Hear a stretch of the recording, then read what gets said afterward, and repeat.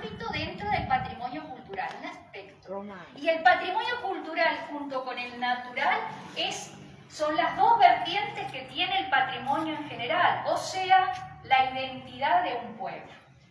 Cuando uno viene al cementerio, a cualquiera de ellos, y cuando vayan a algún lado a pasear, les voy a recomendar que vayan a un cementerio si no lo han hecho, traten de ir. ¿Y qué ven? La identidad, el lugar. Yo llego acá y lo primero que conozco, a través de lo que el cementerio me refleja, conozco la realidad de Rosario. Aunque les parezca mentira, lo conozco desde el siglo XIX, desde el siglo XIX y desde principios del XX.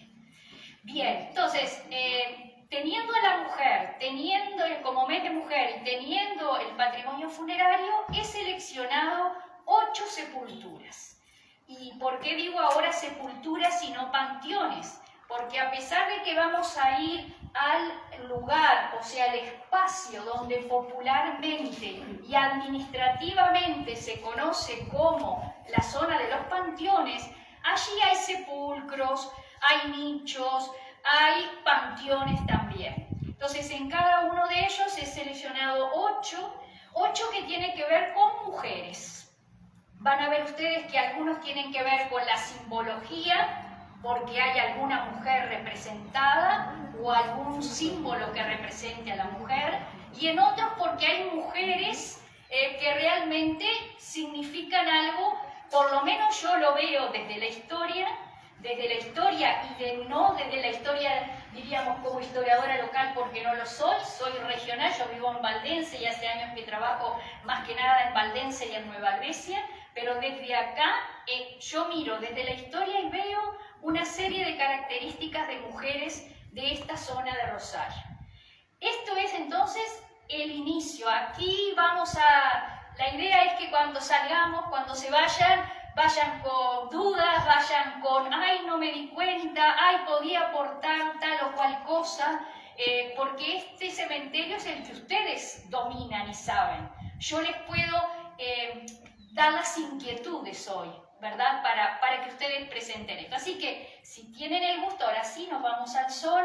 Si me acompañan, vamos a ir al primer sepulcro que he seleccionado. Si me siguen por aquí.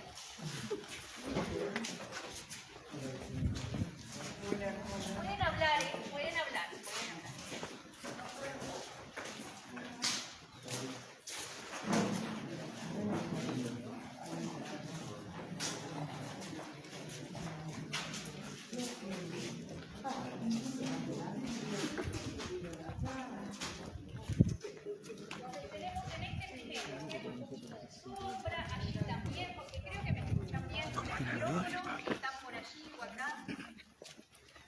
Bueno, realmente, alcalde, es un éxito. Mire la cantidad de gente que ha venido a acompañar.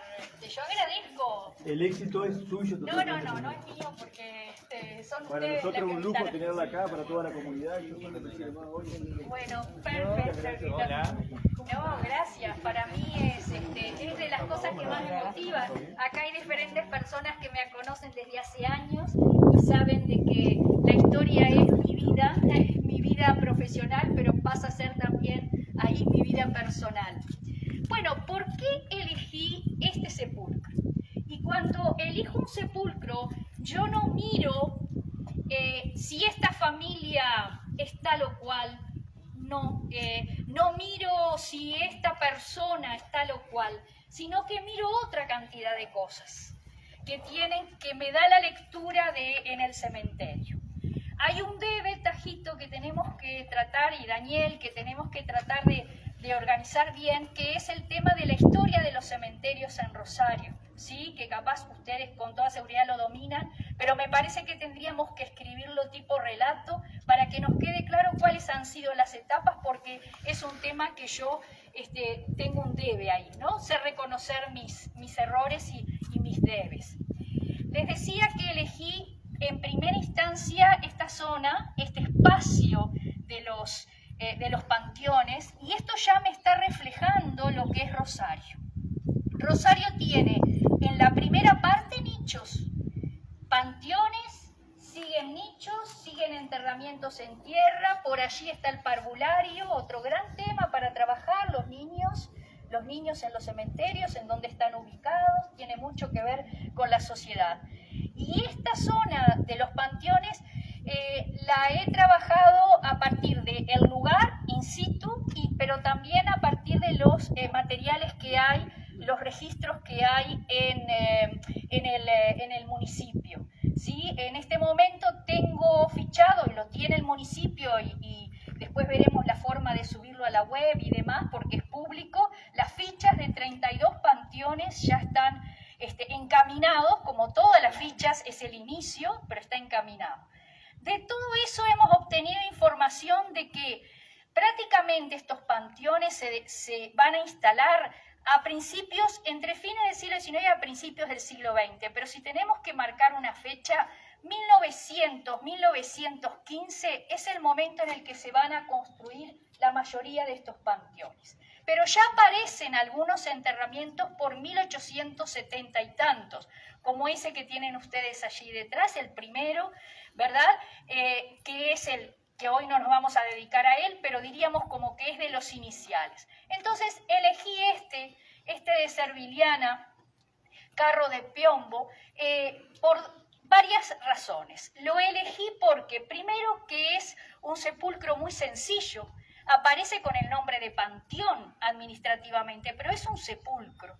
Es un lugar de enterramiento muy sencillo, ven ustedes que tiene un frontón muy clásico, quizás haya tenido colores por lo que aparece en el descascaramiento de la pared, haya estado pintado de otros colores, como se utilizaba y como se sigue utilizando en muchos cementerios de otros lugares del mundo, ¿verdad? En la cual no es solo blanco y gris, sino también de colores, ni que hablar Brasil, por ejemplo, o toda la zona del Caribe. En este caso hay una conjunción de materiales, nosotros estudiamos los materiales que hay, que sería piedra o ladrillo con mármol. Es un sepulcro muy sencillo, pero aparte de que lo elegí porque era de una mujer, lo elegí fundamentalmente por estos dos medallones. Los medallones fotográficos son muy comunes en la zona de Europa Occidental, pero en todo el mundo, pero muy comunes en Europa Occidental. Es una forma de tener presencia del fallecido, de la fallecida en este caso, para el que acude, para que el que viene, para nosotros, saber quién está allí enterrado. Fue el sistema, y no me voy a meter en el tema de la fotografía, porque ustedes saben que desde 1840 comienza la fotografía en el Uruguay, desde daguerrotipos, etcétera, etcétera, pero comienza a ser, principalmente a fines del siglo XIX, la forma más económica de poder representar una fotografía en un espacio público al aire libre. Y se buscó la forma de medallones. Esta representación que elegí, principalmente la elegí para mostrarnos, para darnos cuenta de que en patrimonio funerario hay una multiplicidad de organizaciones, instituciones y estudios. Aquí entraría la fotografía, acá tenemos que trabajar historiadores, con arquitectos, con diseñadores, con el fotógrafo o el especialista en fotografía para poder comprender por qué se utilizó determinadas medallones fotográficos en este sepulcro.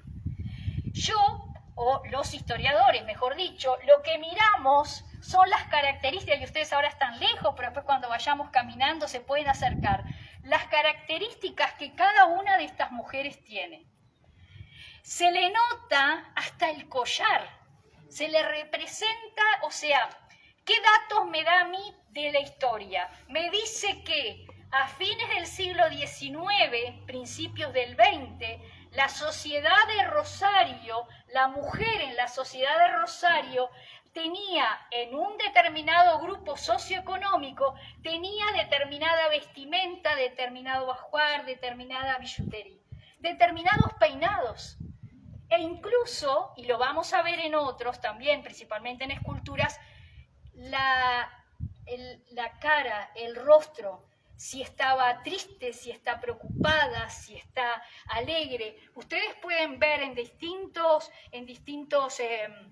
fotografías, incluso de la actualidad, de niños o de gente mayor, de distinta forma como se estila en los cementerios, que tiene a veces una sonrisa, a veces es la persona falleció muy anciana, pero la foto por la cual la familia la reconoce es cuando tenía 40 años y la señora falleció con 90. Es decir, ¿qué nos brinda un sepulcro de un cementerio? Datos de la sociedad de la época, en este caso de 1870. Mientras vamos caminando y nos dirigimos al segundo que los invito a apreciar, que sería el de Cambón, si pasan por aquí, observen esos detalles que quizás cuando vienen por acá no lo han visto, capaz han pasado de largo. Entonces, la idea en este primer sepulcro es demostrar que el patrimonio funerario es estudiado desde diferentes ámbitos. Uno de ellos es la fotografía. Seguimos cuando quieran. Voy a cortar camino por acá hay sombristas, sí. Hay algunos lugares donde... ¿Sí? No, hoy no. ¿Cómo estás?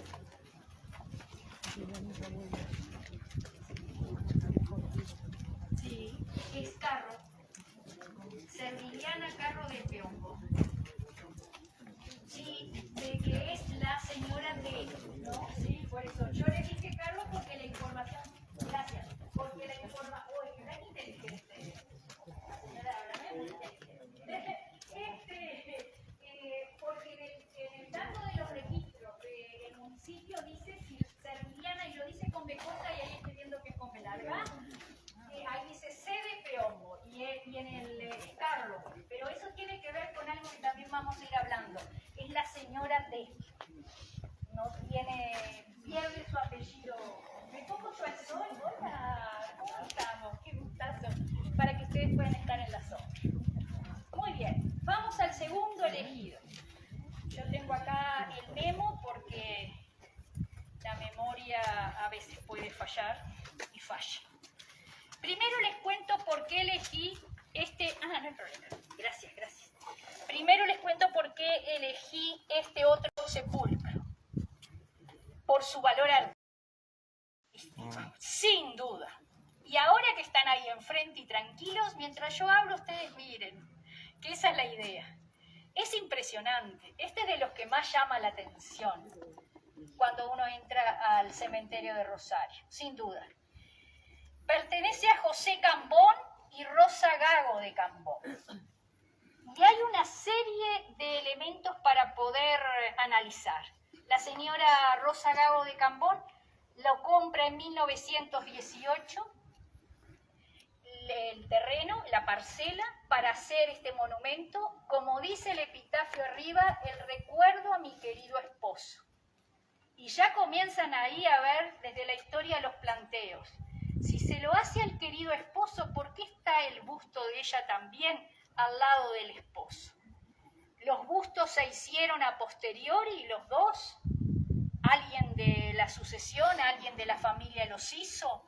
¿O ella ya lo hizo también, como suele ocurrir a veces, y lo he visto en varios cementerios, que ya ponen o la foto de ella estando viva, pone la foto de ella o la imagen de ella al lado de su esposo muerto? Nos puede parecer raro, pero existe. Nuestra sociedad humana tiene esas cosas.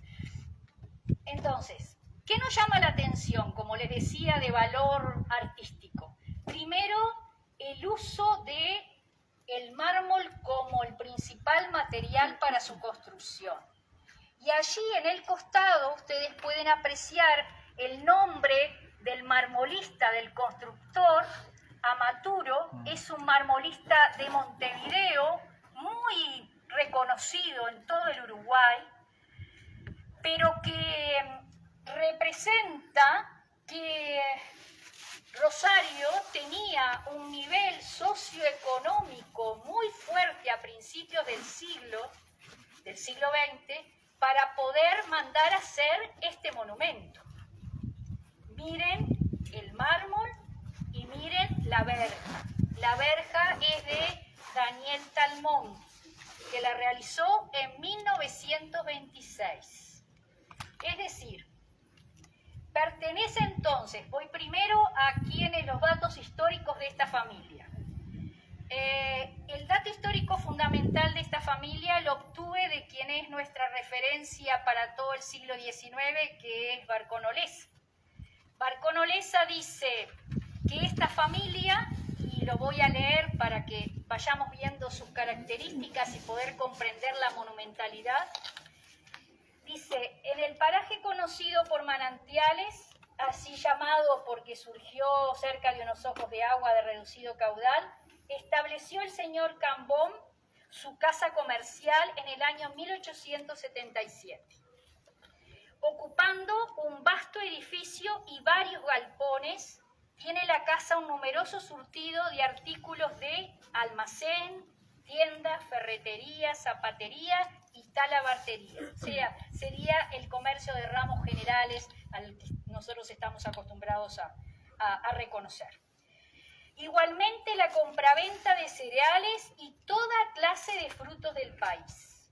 La casa del señor Cambón gira durante el año un capital de 50 a 55 mil pesos en frutos y mercaderías por término medio, siendo muy conocida en toda la citada campaña, y también en esta como en las plazas comerciales del Rosario y Montevideo goza de justo y merecido crédito.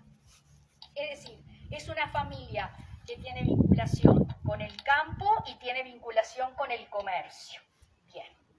Hasta ahí el entorno histórico, los datos históricos. Vamos a los simbólicos. Todos los cementerios, todas las expresiones de sepulcros tienen signos, tienen símbolos. La simbología es una de también y es importantísima para reconocer el patrimonio funerario. En la simbología hay variedad diríamos, de estudios, de investigaciones. En el caso de Uruguay, la simbología fue iniciada y estudiada a partir de Monumento a Perpetuidad, que algunos de ustedes capaz conocen en Paysandú, y cuando si no vayan para el lado de las termas traten de ir, vale la pena, que es uno de los cementerios de Paysandú, es el cementerio viejo.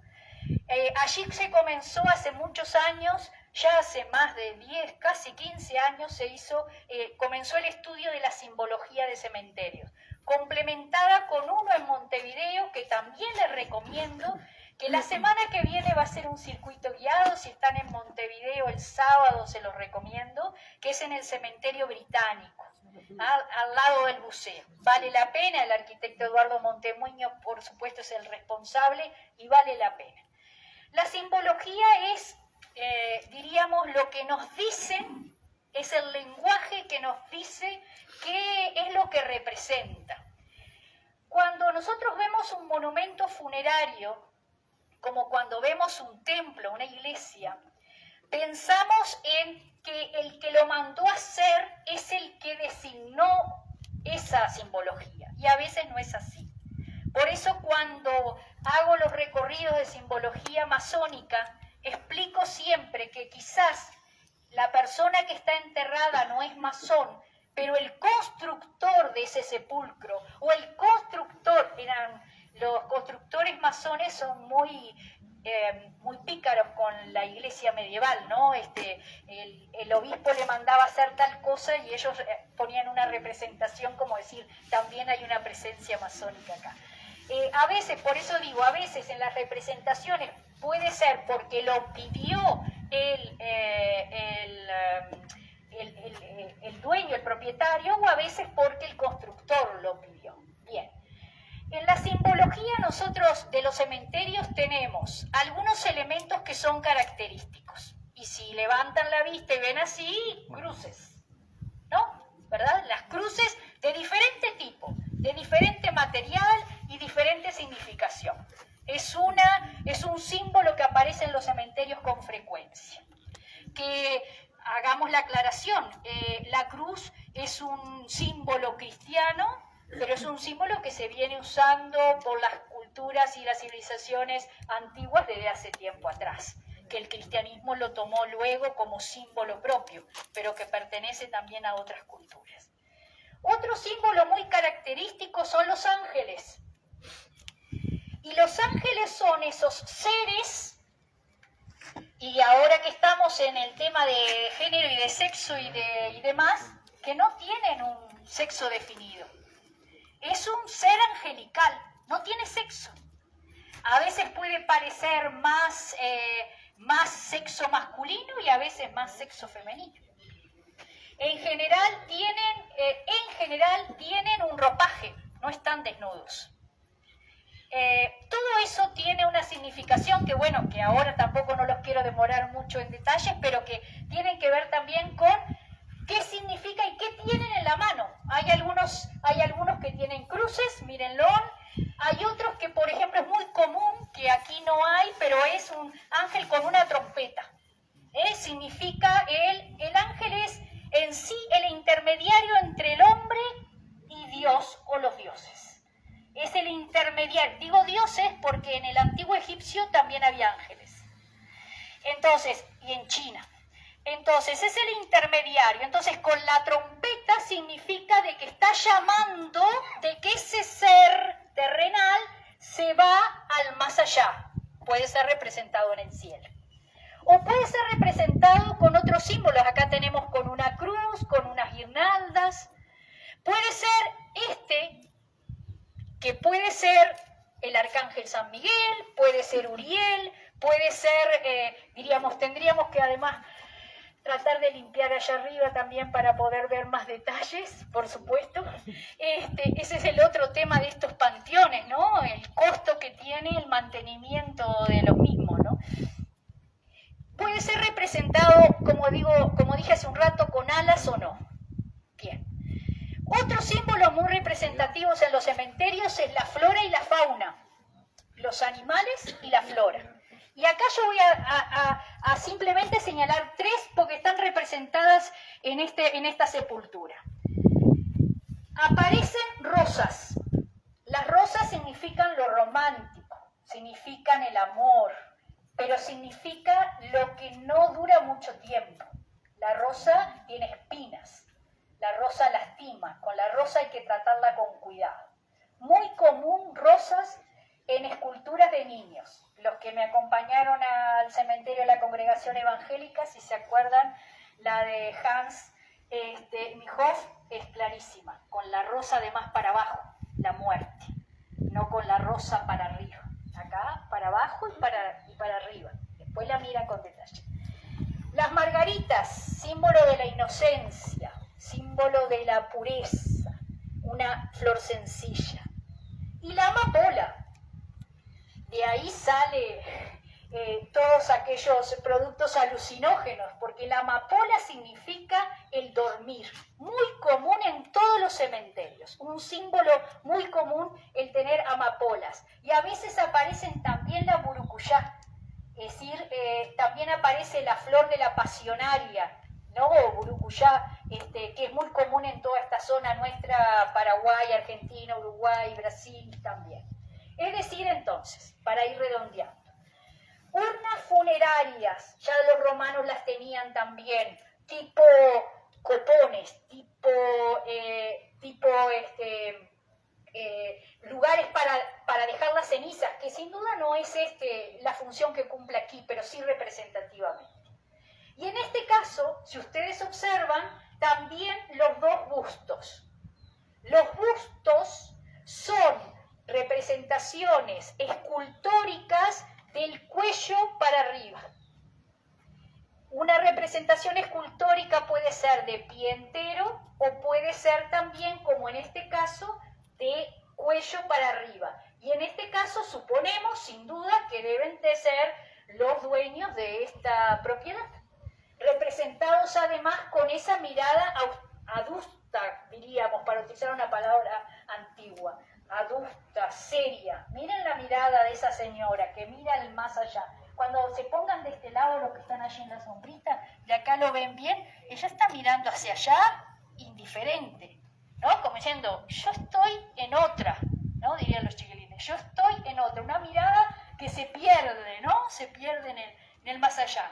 No es una mirada de agradable ni de recibimiento ni de tristeza, no, es una mirada seca.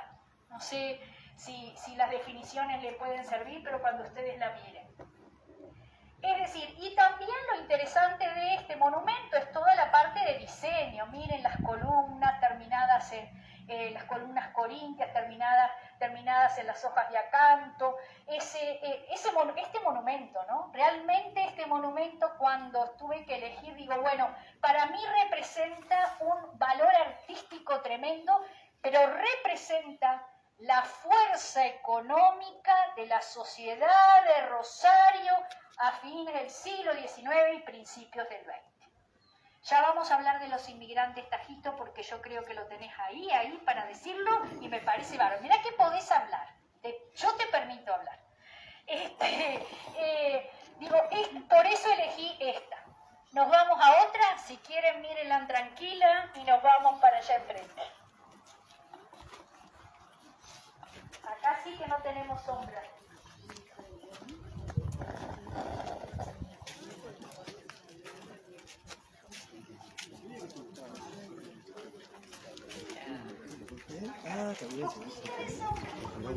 Marita, ¿todo bien? Qué lindo de verte. Gracias por venir. Acá sí no tengo sombra.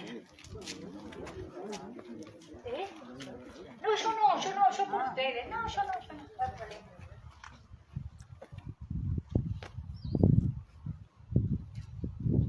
Ya están muy cansados, ¿no? Estamos a mitad de camino. Bien.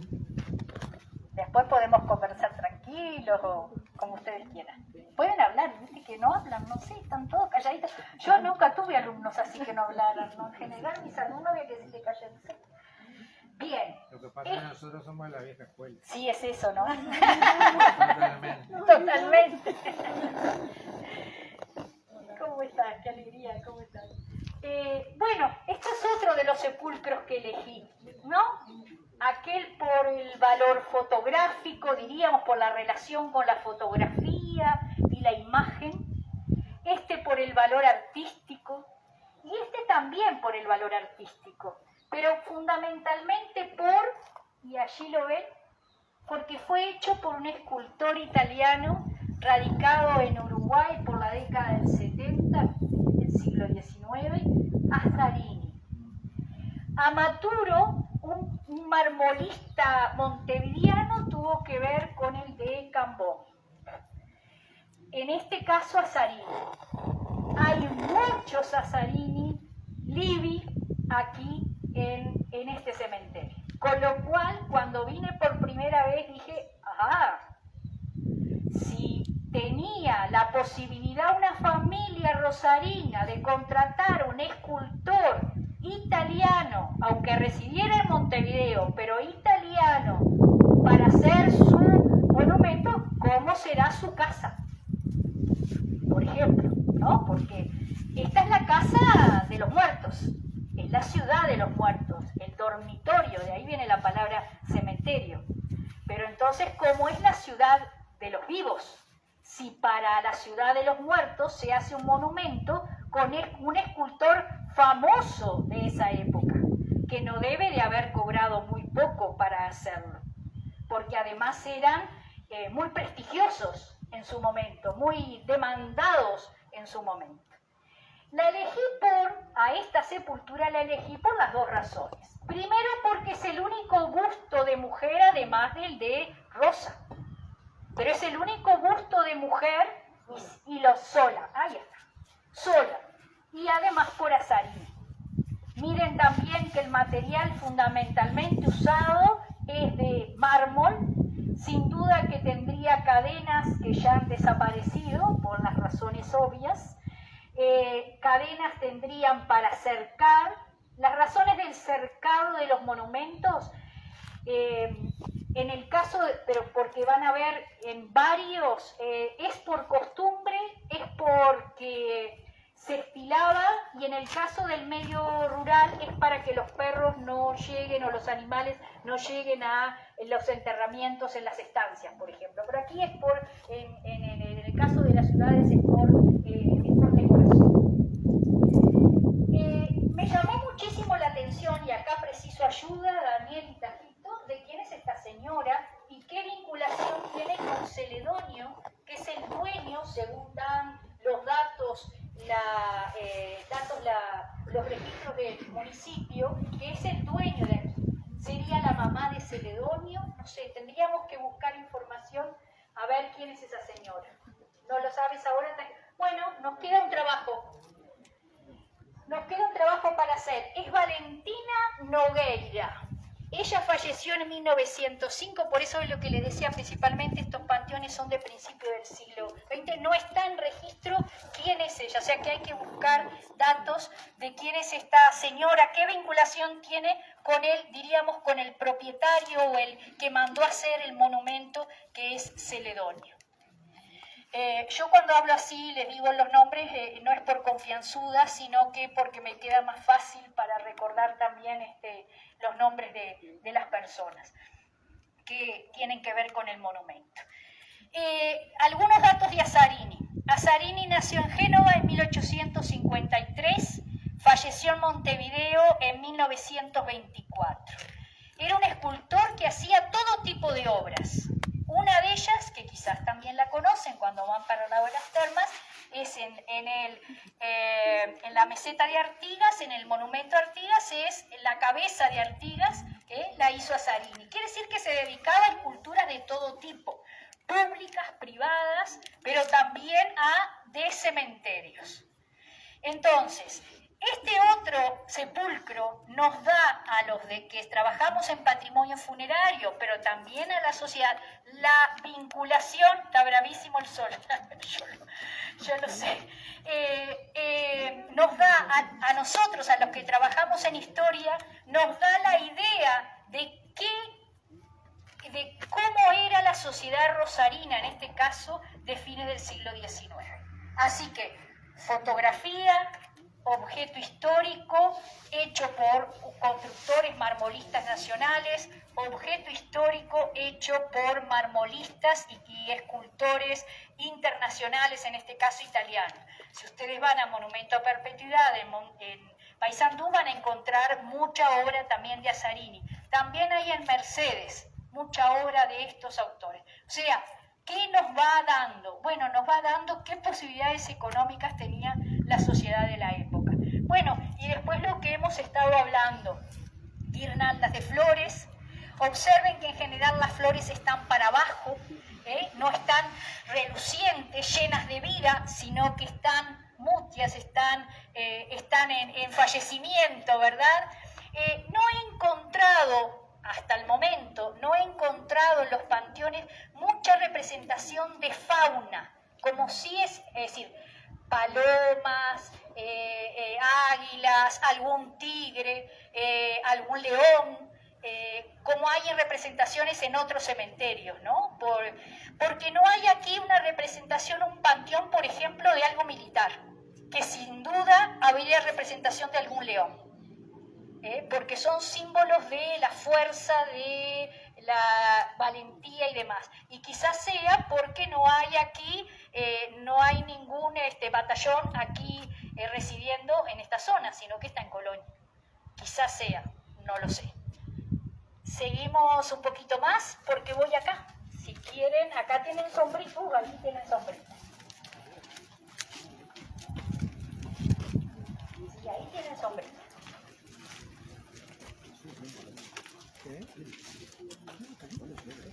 Bueno, aquí sí, aquí tengo algunas cosas para leer que has hecho tú, Tajito, y quiero comentar. Aquí elegí a Evelia Strauch, por Struch, nunca la sé pronunciar, siempre me lo corregís, Struch. La elegí a Evelia, que está, supongo que las cenizas, porque allí en esa urna dice José, que es su papá, y ella. Y lo que me llamó más la atención, que ahora vamos a hablar de ella, es que Ella falleció en enero y el papá en marzo del mismo año. Este señor Struch era un señor muy vinculado a toda la actividad, diríamos, periodística, por decir de alguna manera, a la imprenta. Te escuchamos, No, y a la Tajito. educación y a la cultura. Bien, cuéntanos de Struch. Yo aprovecho que así en la... La familia Struch, José Struch, señora también, y las 3 hijas, profesoras de música. Evelia, que murió muy jovencita, de 16 años, Adela, que murió de 90 años, que fue mi profesora, queridísima Adela Struch, y Antolina, eran 3 profesoras de música.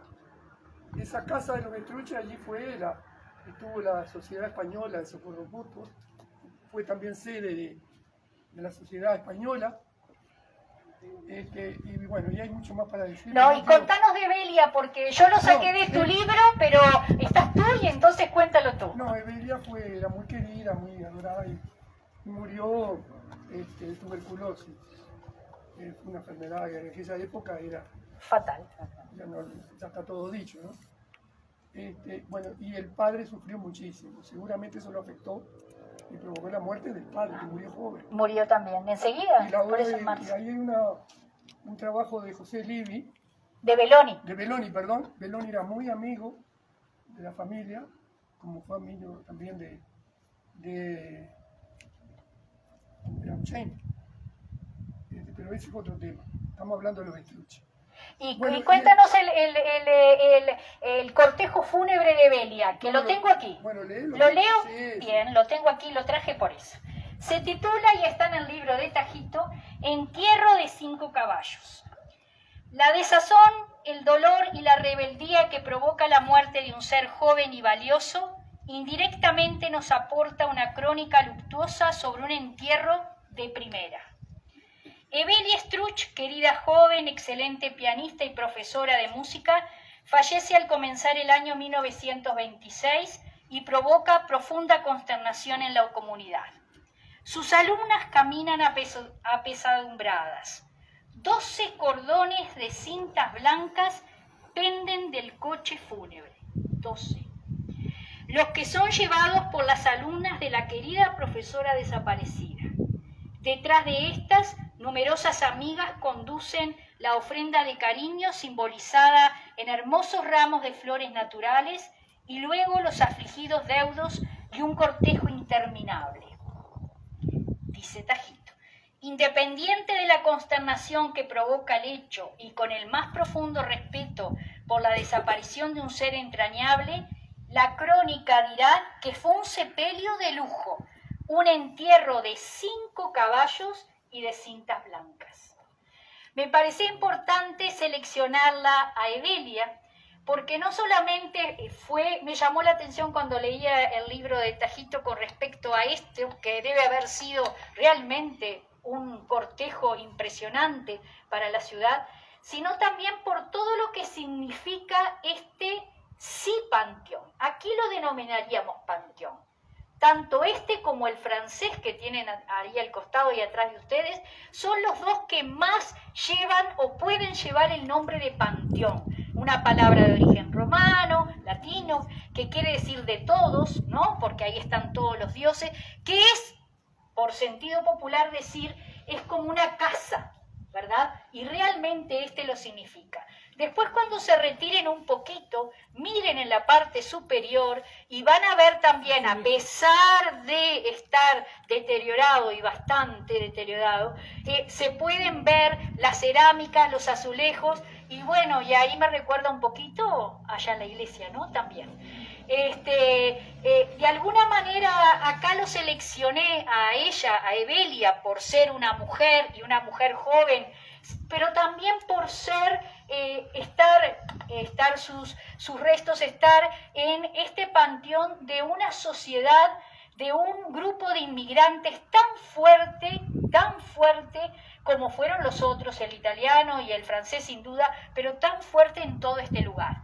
Obviamente entonces, ¿qué nos da este panteón para los que hacemos patrimonio funerario? Nos da la idea de que la inmigración española fue muy fuerte, muy numerosa, poderosa, pero también con un recurso económico fuerte y que significó para Rosario del Colla realmente un cambio en la sociedad. Esa sociedad criolla que en la segunda mitad del siglo XIX, y ahora sí quiero que nombre todas las inmigraciones que vinieron porque las sabés y yo me olvido de siempre. Los vascos.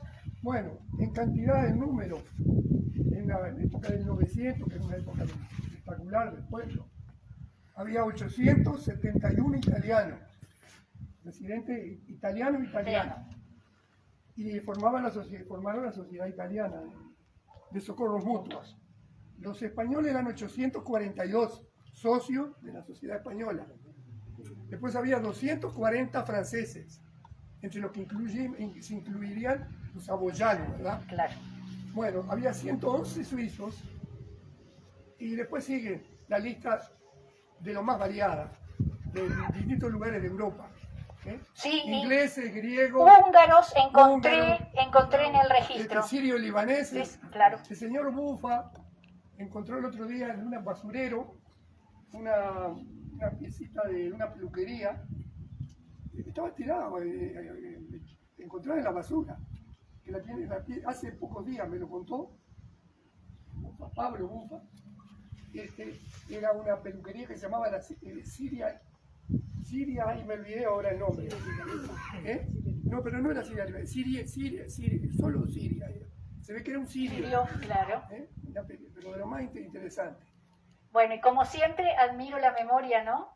¡Qué memoria, ¡qué memoria! Extranjero total había acá 2.500 personas, 2.500 de los 10.000 habitantes que tenía Rosario en esa época.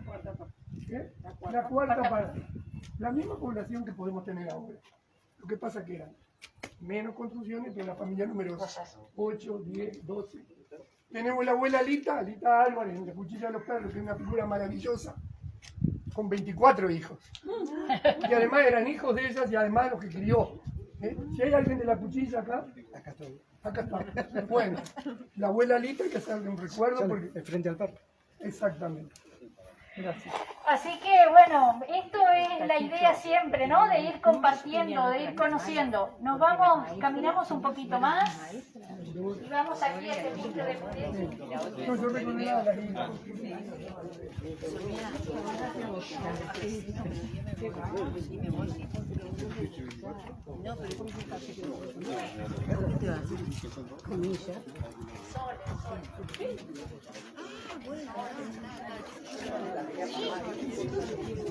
Gracias. Bien, ¿y tú? ¿Qué No, yo quiero estar un rato. Bueno, gracias. Gracias. Acá elegí este otro, y hoy yo estoy hablando en términos personales, pero espero que la próxima hablamos de términos grupales, o sea, como lo dije en la entrada. Hoy personal, pero después espero que sea grupal. Muy bien, aquí elegimos entonces, o elegí en este caso, a el sepulcro de Ángel Budetti. Con respecto también a Ángel Budetti, les recomiendo que miren, lo tengo acá, pero recomiendo a ustedes que revisen en el libro de Tajito las propagandas del hormeguicida que tenía este señor, que hizo este señor. Me encanta porque siempre en la propaganda aparece la cara de él. Él es como decir, bueno, soy yo es interesantísimo, no se nos ocurriría hoy en una propaganda poner la cara del dueño de la empresa, ¿no? Hoy en día en el tema de comercialización y marketing es otra la idea, ¿no? De propaganda, bueno, pero siempre aparece, lo tengo aquí, pero siempre aparece la cara de Budetti. Lo elegí a este sepulcro fundamentalmente por los símbolos. Hay dos símbolos, aparte de los símbolos que ya hemos hablado, ¿no? La corona. Ahora no se usa tanto, pero ustedes que son como yo de determinada edad, se acuerdan de que se estilaba mucho mandar coronas de flores ante un fallecimiento, ¿verdad? ¿Y por qué tenían esa forma? Porque esa forma de la corona siempre significó un homenaje a, no solamente en vida, sino también un homenaje a la muerte. Por eso la forma de la corona de flores, ¿no? También como un símbolo funerario. Pero también el quespón como símbolo. Y sí, porque, y además esa tela negra tan especial de esa, bueno, vamos a acordarnos para el museo, viste que hay, Daniel, elementos para tener en el espacio del museo de algo que se utilizaba antes, que si lo hablamos a nuestros hijos y nietos no tienen la menor idea de lo que estamos nosotros diciendo. Bueno, la elegí por los dos símbolos. Sin duda, empiezo por la de atrás, la columna truncada. Otro símbolo muy común en los cementerios significa una vida truncada, una vida joven. Alguien que no llegó a completarse en su vida. Es muy común en la de jóvenes, pero también me llama tanto la atención el epitafio que el papá le ponga a mi hija María Ángel Budetti, ¿no? O sea, como que siempre remarca, y esto tiene que ver con lo que le dije al inicio. Yo no estoy hablando del señor o de la familia hoy descendiente tal o cual. Lo que me llama la atención es la forma de expresión. No es a mi hija María, es a mi hija María, yo, Ángel Budetti. Es como marcar una presencia, ¿no? Como una firma. Eso, ¿no? La mamá no aparece en ningún momento, no sé quién es la mamá. Por eso digo, nos da idea, como hablábamos recién de la mujer nos da idea entonces de esa presencia machista, patriarcal, ¿no? Muy fuerte, que en este señor está marcado hasta, como les dije, en la propaganda que hace del hormiguicida, con su foto en la propaganda. Bueno, entonces, como les decía, la columna truncada representa una vida joven que no llegó a culminarse, la guirnalda de flores también, y a pesar de que no hay mucha visualización porque no está muy cuidada, en esa parte superior ustedes pueden ver amapolas, margaritas, rosas, digo fundamentalmente, y una guirnalda. Seguimos con la idea de la guirnalda como forma de representar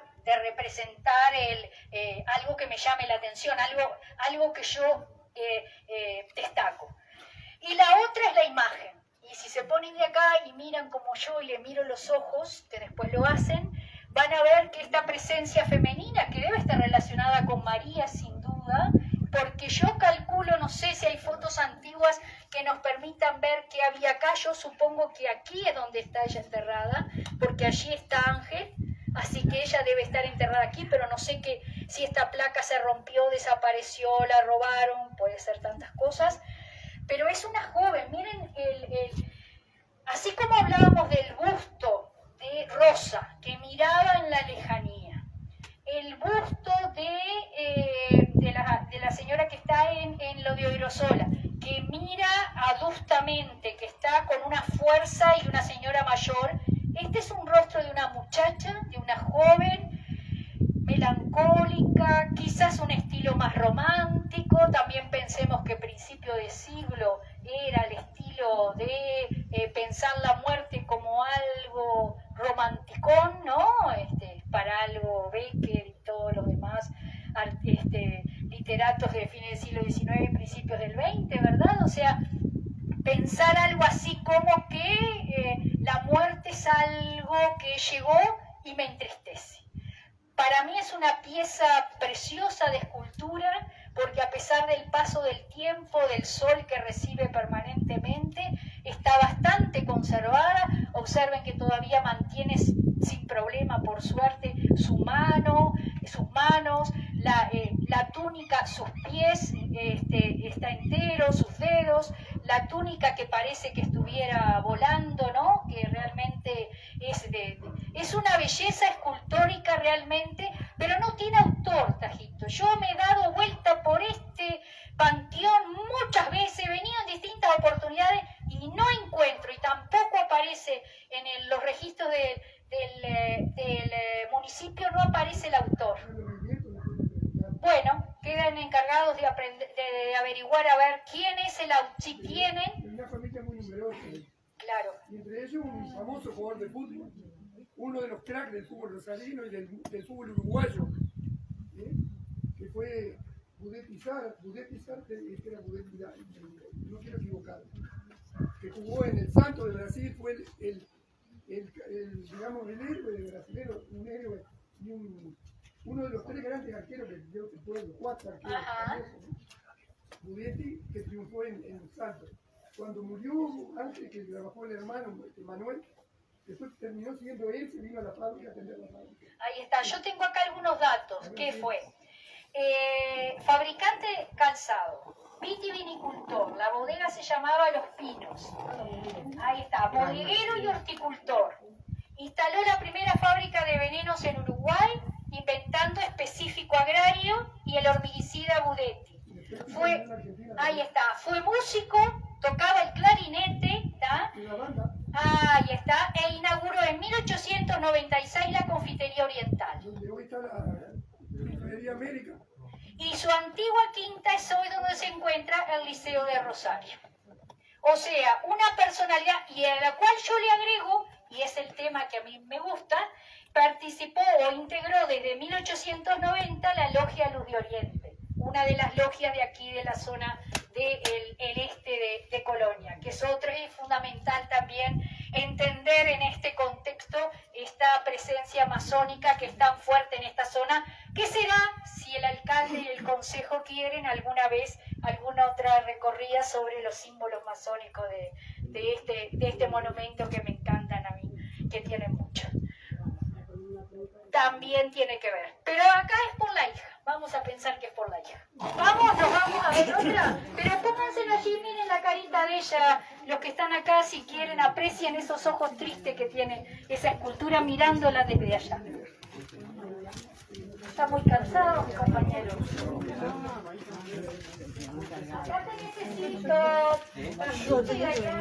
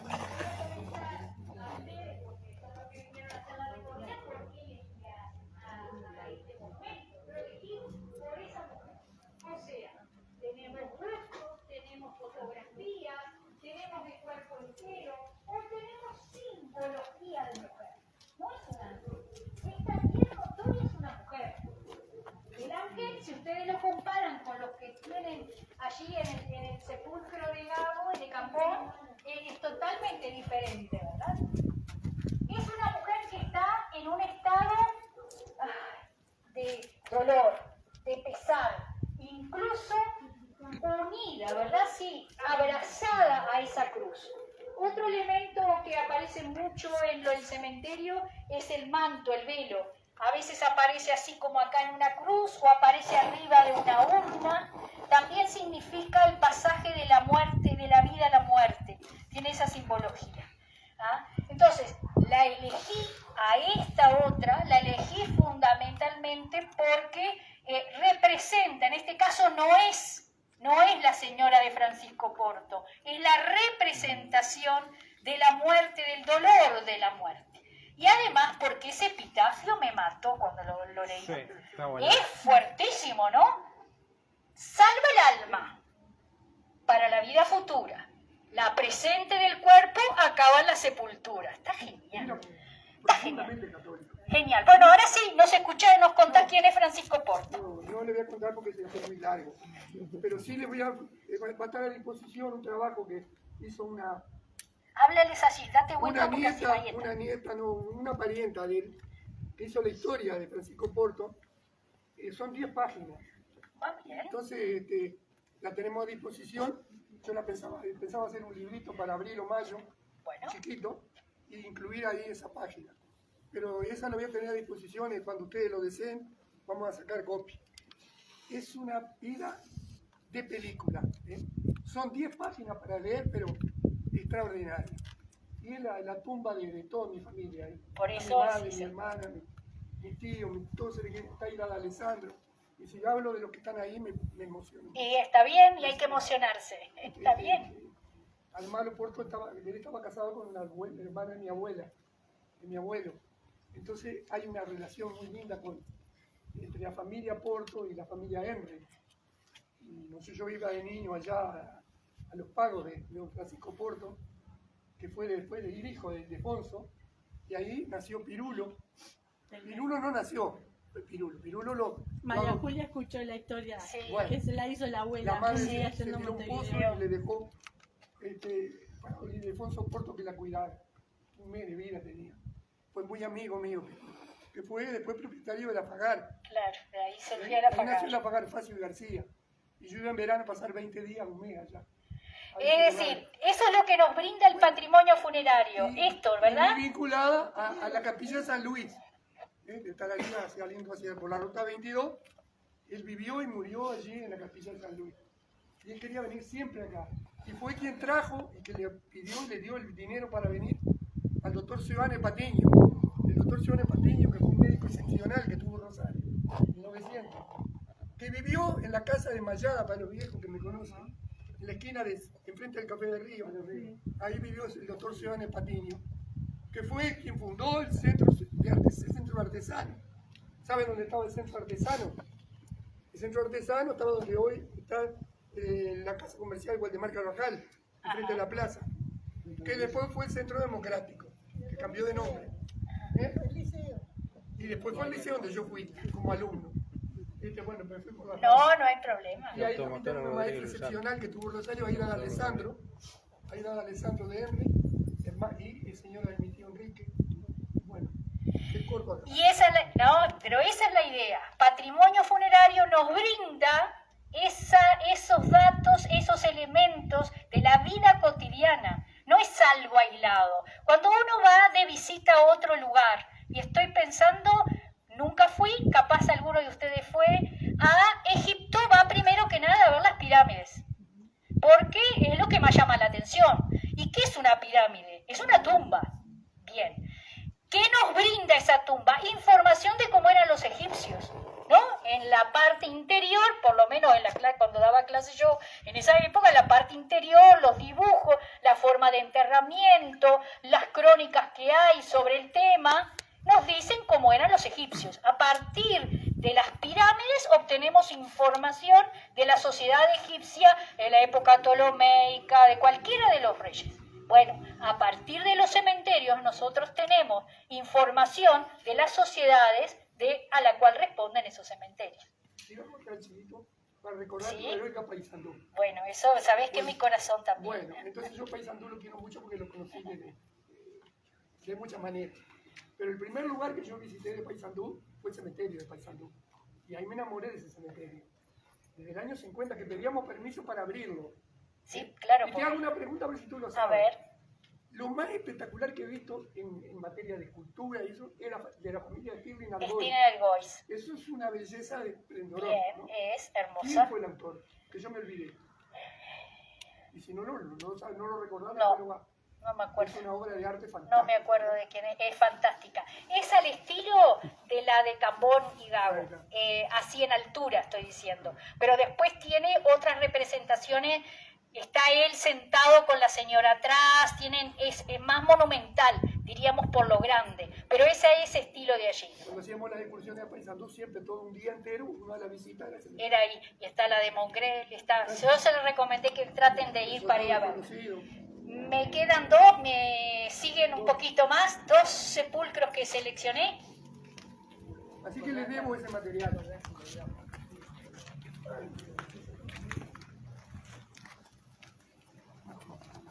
Bueno, aquí me detengo en este panteón, en el panteón de Delgado Pica. ¿Y por qué lo elegí? Primero porque es un panteón que llamaríamos por diseño ecléctico, por decir modernista, es de la década del 50, está la fecha puesta también en el Panteón, si después dan el recorrido, pero yo lo elegí particularmente por este vitral. Es el único panteón que hay en toda esta área del cementerio Rosario que tiene vitrales. Si en cambio van a la ciudad de Carmelo, van a ver al revés, que la mayoría son vitrales y algunas esculturas. Y en otros cementerios sucede de que hay más o menos mitad y mitad. Allí en Carmelo les recomiendo a la profesora Sandra Durán, está trabajando hace tiempo con chicos, con jóvenes del liceo, está trabajando el tema de los vitrales. Los vitrales, que nosotros mal decimos vitró, pero los vitrales, hablando en el correcto castellano, son pedacitos de vidrios de colores unidos, ¿verdad? Unidos, pegados, adheridos, que nos dan una imagen. Y en este caso me parecía importante tener una imagen femenina, como es la de la Virgen María, también en este ámbito, multireligioso, multicultural. Y acá me sirve para poder comparar con los cementerios de la región. Si yo voy al cementerio de La Paz Valdense o al cementerio de la Congregación Evangélica en Nueva Helvecia, son cementerios protestantes, con una forma de enterramiento determinada, con una simbología determinada.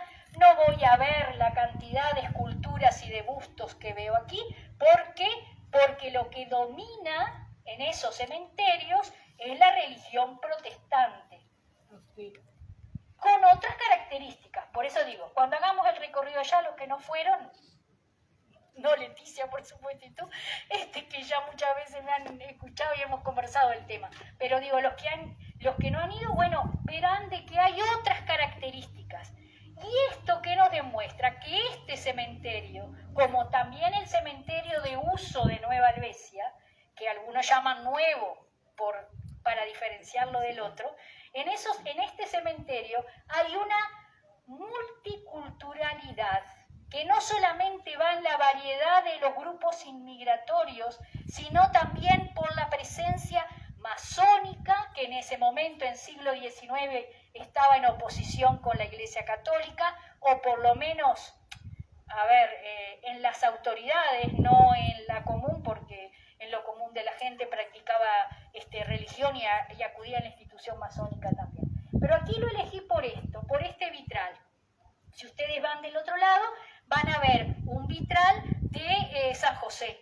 Y si miran adentro de este panteón, van a ver un vitral del Sagrado Corazón. Son bellísimos. Todavía no tengo tampoco información de dónde son. Pero me parecía que era importante también tener en cuenta en esta selección a otra mujer que representa para la mayoría de la población de Rosario, representa algo importante como es la Iglesia Católica. Porque además, si yo entro a Rosario y estoy en la Plaza Erosa y miro la iglesia, ahí me doy cuenta de la monumentalidad y de la importancia del catolicismo, de la Iglesia Católica en la ciudad de Rosario. Esta sería entonces otra elegida, no solo por su estructura. A mí me encanta también hablar, y no voy a hablar hoy, de la de Garat. Son realmente modernas si las comparamos con el resto. Son modernistas, podríamos decir, como estilo, como diseño, pero me interesaba particularmente denotar, quizás han pasado por acá y nunca se han fijado, salvo la familia obviamente, no se han fijado de estos vitrales, y ahora los invito, si quieren, miren desde la puerta aquí del panteón, van a ver cómo se ve iluminado, y con este sol se ven mucho mejor los vitrales. Esta sería otra de los sepulcros elegidos, y en este caso del panteón. Y nos vamos a la última, cuando después que miren. Pueden hablar, maestra puede hablar. Se ven porque hoy está iluminado y hay sol y se ve precioso. ¿Sí? ¿Entraban?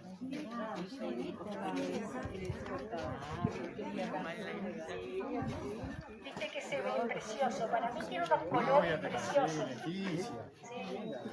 ¿Lo pueden apreciar los colores? ¿Vieron? Muy bonitos, muy bonitos. Por acá los invito a ver el último sepulcro elegido. Por acá. En el vidrio del costado. El vidrio ese de costado. Mírenlo por el costado. Mandamos flores, fíjate bien. Perfecto. Yo no quiero pasar. Esa es la idea.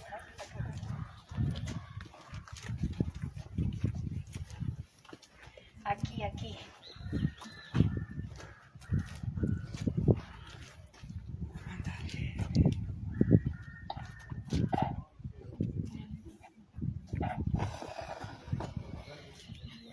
La historia, en historia nosotros estudiamos, y en general nuestras generaciones estudiábamos fundamentalmente a los hombres héroes, ¿verdad? Si pensábamos en Artigas, en la Revolución Oriental solo pensábamos en José Artigas. En la década del 70, del 80, hubieron varios historiadores del Uruguay, con Barrán, José Pedro Barrán a la cabeza, de que comenzaron a ver la historia desde otra manera, porque también en otros lugares del mundo, no fue nuevo. Francia fue el que cabezó esos cambios de la nueva historia, y empezaba a estudiarse al hombre y sus circunstancias, al hombre y la gente que lo rodeaba. Y el profesor Barrán comenzó a trabajar un tema y publicaciones que hablaban de Artigas, un conductor y un conducido, que no solamente la Revolución Oriental era José Artigas, sino eran los orientales, y el líder era José Artigas, no desmereciendo a José Artigas, sino tratando de incorporar a el anónimo, el común, ¿no? Y comenzaron a estudiarse y a trabajarse temas que tienen que ver con la historia de la sensibilidad, o sea que la historia no solamente es la de los héroes o la de las heroínas, sino también es la de la gente común. Por eso el patrimonio funerario, como decíamos al inicio de esta recorrida, tiene que ver con analizar lo que vemos aquí para poder comprender la sociedad toda. O sea, aquellos que están incivilizados, aquellos que son invisibles, que no se ven. Por eso elegí como último sepulcro el de esta mujer. De esta mujer solamente sabemos que se llama C, que es M, su apellido de soltera, de Penano, y que fallece siendo muy joven, tiene 25 años, y fallece en 1888. De alguna manera es un poco la representación de lo que la mujer en el siglo XIX y durante bastante del siglo XX, y hoy seguimos luchando para que la mujer tenga un lugar también en la sociedad, que no solamente se estudie la historia de los hombres y que no es solamente la mujer de. Por eso hoy cuando me hablaba Pablo, Pablo, tú me hablabas de esto, yo digo, bueno, se me adelantó al último que justo vamos a hablar de ese tema, con respecto a que las mujeres rosarinas del siglo XIX y del principio del XX eran las mujeres de. Por lo tanto, hay que reivindicar, como la señora que nombraron recién, ¿no? La que nombraron de su zona, la que nombraste que hagan, ¿cómo Álvarez, se llamaba? Álvarez.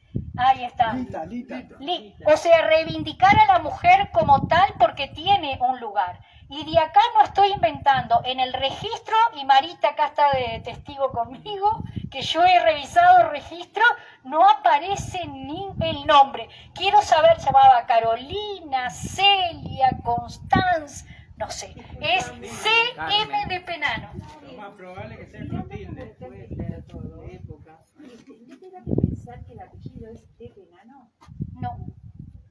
Porque Que si no, todos no juntos pondría de Penano. su esposo e hijos dedican el esposo de esa época no le va a poner el nombre de soltera. El esposo de esa época le pone de tal, es mi mujer, su Porque esposo. la palabra edad, por ejemplo, Sí, yo lo está pensé separada. también inicialmente, pero después viendo que decía su esposo e hijos, no le van a poner el nombre soltera. en esa Este época. recuerdo está todo junto también. Sí, eso sí, sin duda. Sí, hay una presencia machista muy importante. Responde a esa sociedad. Sí, Lo Daniel. que pasa es que eso responde a eso, Iba, no responde a la sociedad del 70 y pico. Claro, claro. Nos estamos echando la culpa de ahora, no te En sientas ese ahora. proceso de modernización y en ese proceso de encerrar a la mujer está muy acentuado. Porque si vos te vas unos años atrás, en realidad la mujer aparece identificada por sí. No aparece de. No. Aparece incluso, yo que estoy trabajando mucho con el tema de censos, aparecen mujeres estancieras. Claro. Entonces hay una identificación y un rol de la mujer distinto que a partir de la década del 70 y obviamente en todo el Uruguay y Rosario no hay ajeno. Porque en la época colonial lo era. Sí. Pero era porque la mujer de la época colonial era, como decían los ingleses en las crónicas, si te acordás, llama la atención que la mujer de Montevideo se sienta en la mesa cuando va un extranjero, porque eso no sucedía en Europa. La mujer oriental tenía una presencia en la época colonial. Después vino la etapa civilizadora, en la ¿no? época de la independencia nosotros tenemos un personaje que es Rafaela Coutinho, que es pulpera y comerciante. Y pleitea con cualquiera que no le pague la cuenta. La lleva hasta las últimas consecuencias. Ese Bien. personaje de Rafaela Coutinho, que en realidad es Rodríguez y después el Rodríguez desaparece, queda el Coutinho, es todo un personaje. Bien, entonces sería buenísimo para poder reivindicar eso. Bueno, de alguna manera con esto quería cerrar hoy un simple pero sentido homenaje a las mujeres y a la presencia femenina, no solo a las mujeres, a la presencia, al género, mirar el patrimonio, en este caso el patrimonio funerario, con otra perspectiva, que no quiere decir que sea mejor ni peor, es diferente, y con otra perspectiva también en el entorno de este cementerio de Rosario, que nos está dando tanto para conocer realmente la historia de Rosario. Así que vuelvo a agradecer a todos ustedes que hayan venido, vuelvo a agradecer al alcalde, al consejo municipal de que hayan tenido la deferencia de poder darme la oportunidad de visualizar un aspecto del patrimonio cultural como es el patrimonio funerario. Muchas gracias. Gracias. Nada.